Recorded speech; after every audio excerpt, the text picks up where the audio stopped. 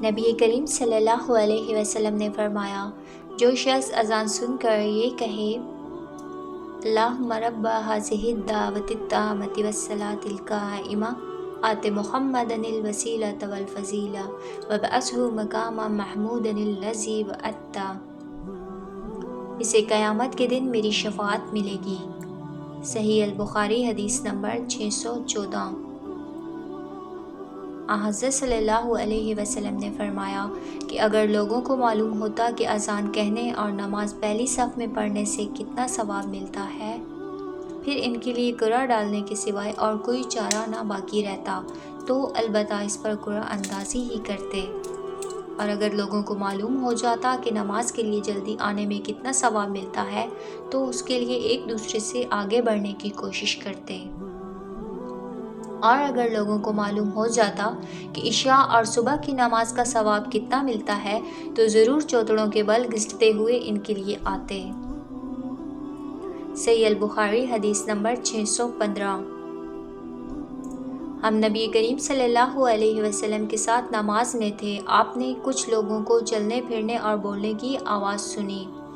نماز کے بعد آپ نے دریافت فرمایا کہ کیا قصہ ہے؟ لوگوں نے کہا کہ ہم نماز کے لیے جلدی کر رہے تھے۔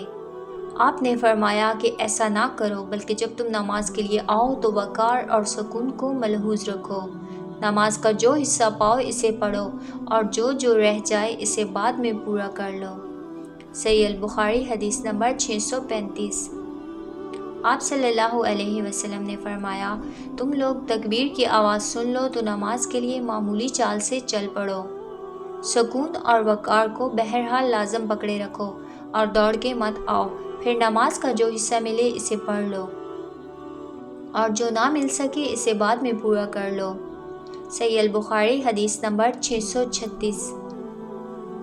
رسول کریم صلی اللہ علیہ وسلم نے فرمایا، اس ذات کی قسم جس کے ہاتھ میں میری جان ہے، میں نے ارادہ کر لیا تھا کہ لکڑیوں کے جمع کرنے کا حکم دوں، پھر نماز کے لیے کہوں اس کے لیے اذان دی جائے، پھر کسی شخص سے کہوں کہ وہ امامت کرے، اور میں ان لوگوں کی طرف جاؤں جو نماز باجماعت میں حاضر نہیں ہوتے، پھر انہیں ان کے گھروں سمیت جلا دوں، اس ذات کی قسم جس کے ہاتھ میں میری جان ہے۔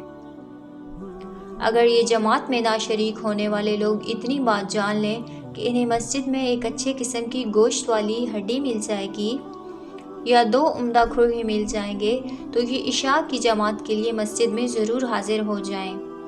صحیح البخاری حدیث نمبر 644۔ رسول اللہ صلی اللہ علیہ وسلم نے فرمایا کہ جماعت کے ساتھ نماز اکیلے نماز پڑھنے سے 27 درجہ زیادہ فضیلت رکھتی ہے۔ صحیح البخاری حدیث نمبر 645۔ آپ فرماتے تھے کہ جماعت سے نماز تنہا نماز پڑھنے سے 25 درجہ زیادہ فضیلت رکھتی ہے۔ صحیح البخاری حدیث نمبر 646۔ نبی صلی اللہ علیہ وسلم نے فرمایا کہ آدمی کی جماعت کے ساتھ نماز گھر میں یا بازار میں پڑھنے سے 25 درجہ زیادہ بہتر ہے۔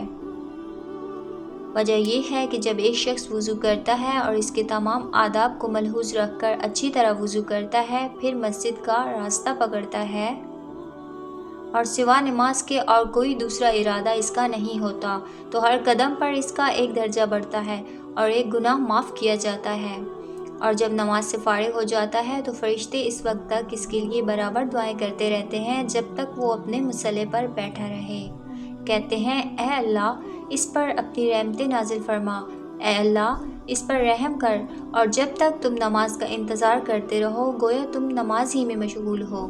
صحیح البخاری حدیث نمبر 647۔ رسول اللہ صلی اللہ علیہ وسلم نے فرمایا، ایک شخص کہیں جا رہا تھا، راستے میں اس نے کانٹوں کی بھری ہوئی ایک ٹہنی دیکھی، بس اسے راستے سے دور کر دیا، اللہ تعالیٰ صرف اسی بات پر راضی ہو گیا اور اس کی بخشش کر دی۔ صحیح البخاری حدیث نمبر 652۔ شہداء 5 قسم کے ہوتے ہیں: طاعون میں مرنے والے، پیٹ کے عارضے، ہیضے وغیرہ میں مرنے والے اور ڈوب کر مرنے والے، اور جو دیوار وغیرہ کسی بھی چیز سے دب کر مر جائیں، اور خدا کے راستے میں جہاد کرتے ہوئے شہید ہونے والے، اور آپ نے فرمایا کہ اگر لوگوں کو معلوم ہو جائے کہ اذان دینے اور پہلی صف میں شریک ہونے کا ثواب کتنا ہے اور پھر اس کے سوا کوئی چارہ کار نہ ہو کہ قرآن ڈالا جائے تو لوگ ان کے لیے قرآن ہی ڈالا کریں۔ صحیح البخاری حدیث نمبر 653۔